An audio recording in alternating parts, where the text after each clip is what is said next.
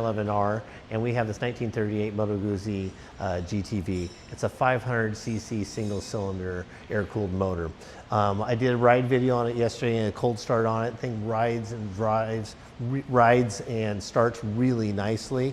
All the controls are very simple. The suspension on this thing, as archaic as it actually looks, rides as good as anything else. I was totally shocked. The brakes are really good. It shifts really nice. And really good power. This, for an antique motorcycle, this is one I think you could actually get on a ride and have some fun with it.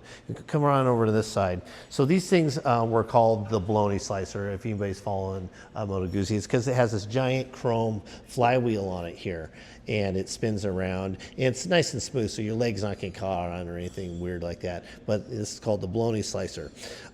This bike was restored by a Mark expert. It's all in the auction, who it was, and it's all done right. I mean, it's all complete.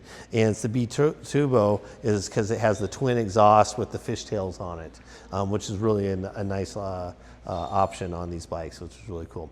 But what's really cool is the owner, when he got this bike a long time ago, since it's called the baloney slicer, he got himself a Berkel baloney slicer. And this is cool as hell. It's an Italian-made meat cutter. There's a real following for these out there. I posted an article to a TV show and also another article about these things. But this is a fully functional meat slicer. It comes with it. So if you display your Moto Guzzi, you got the meat slicer to go with it. It is, like I said, made in Milano, Italy. It is very, very neat. It's all hand painted, pinstripes. The pedestal comes with it. It's two pieces, so you can move it around. So we can figure out a way to get crate up to ship it as well.